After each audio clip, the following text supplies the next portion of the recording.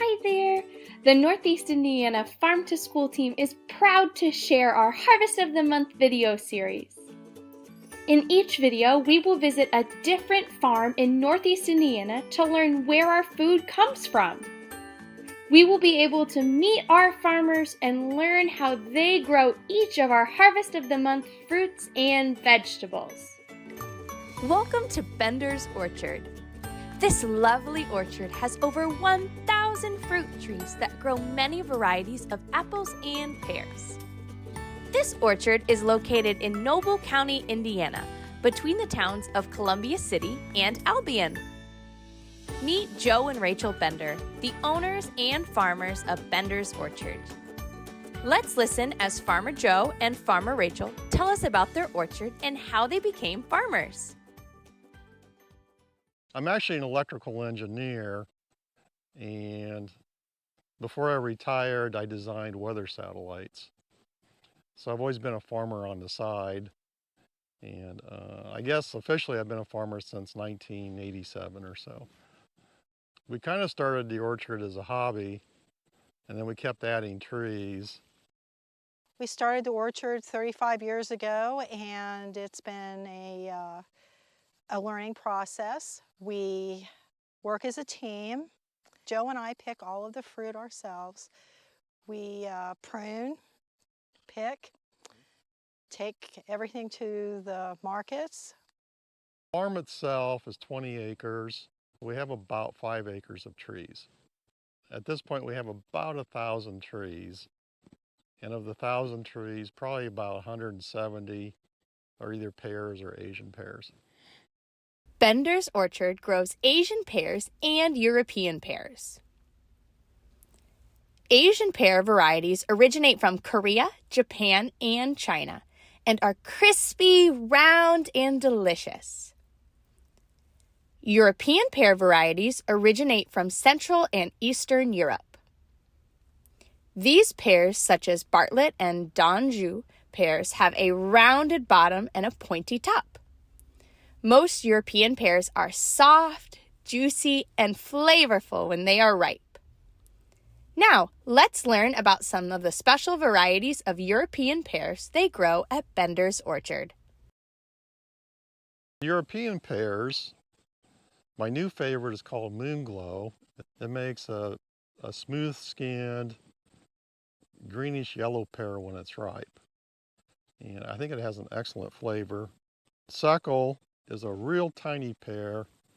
It's always hard, it stays hard, it never gets soft, and has a very high sugar content. It's almost crunchy, and that's how it's supposed to be. Bosque is a pear that gets this nice brown color and kind of a buttery smooth texture, which is pretty common for all the European pears, that when they're ripe and just ready to eat, they have a buttery texture, but if it goes much further, they turn to mush. The European pear tree we're going to pick on today is called Kiefer, and it's the last of the pears. It's the last one to ripen. It's very sweet. It does not have that buttery texture. It's more of a crispy pear. Bender's Orchard also grows 4 varieties of crispy Asian pears. Chojuro pears originally came from Japan. These baseball-sized pears are bright orange when they are ripe and have a strong butterscotch flavor. Yonashi pears, also from Japan, are yellow and have a milder butterscotch flavor. Korean giant pears are from Korea.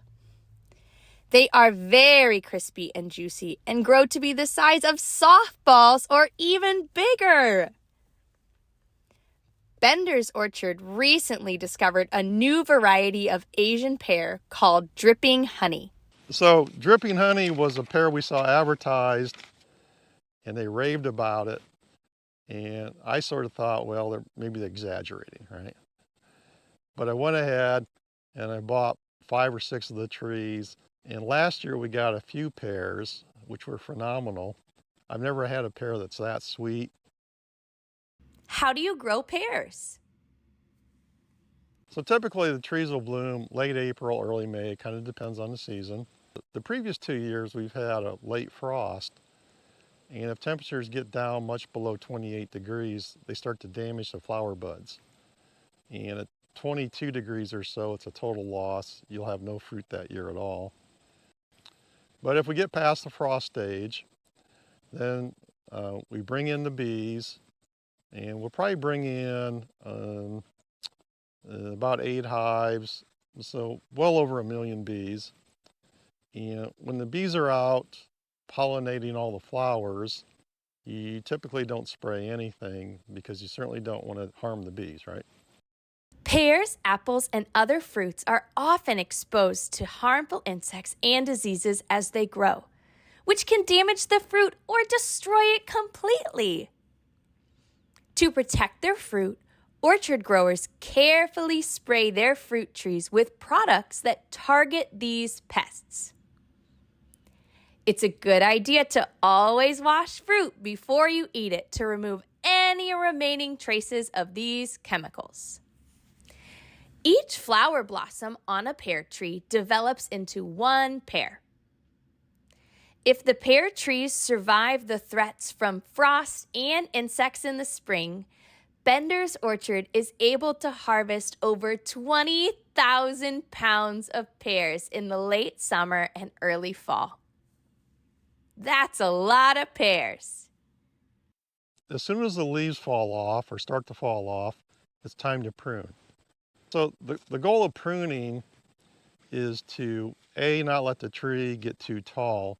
If you just let the tree grow, it'll turn into some kind of monster, and all the fruit will be up 20 feet high where you can't reach it, and you'll get a whole lot more tree than fruit. So pruning the tree actually encourages the tree to make fruit, not tree. How do you harvest pears? At least European pears, you have to pick them before they're ripe. If you let them ripen on the tree, they turn to mush. Asian pears, you can allow to ripen on the tree, and the longer they ripen, the more flavor they develop and the better color. And the color has changed from a green to a brown, so that's one sign. So the two things you're looking for is, one, if you lift up gently on the pear, it should gently break off at the stem. That's one indication. The second is to cut one open and see how black the seeds are. Pear seeds are typically black, not brown. But if they're 3/4 or so black, then that's a good sign too that you can pick that and put it in storage. So pears store very well, and we've stored pears all the way into March. Where do you sell pears?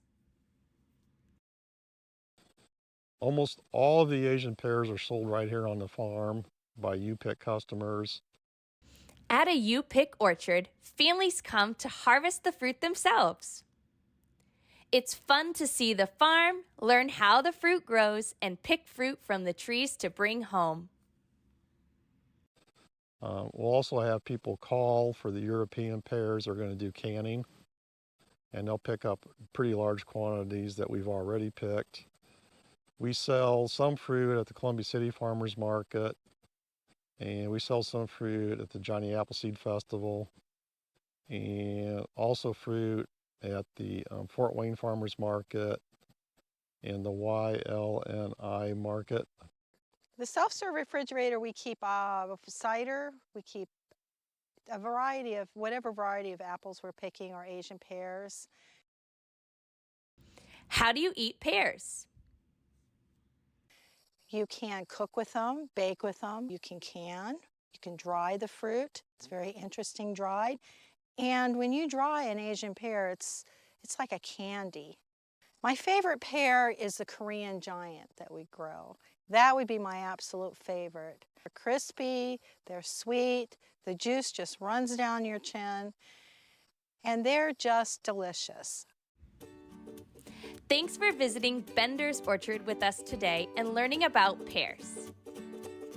And we can't forget to thank our farmers like Farmer Joe and Farmer Rachel for growing delicious food for us all to eat.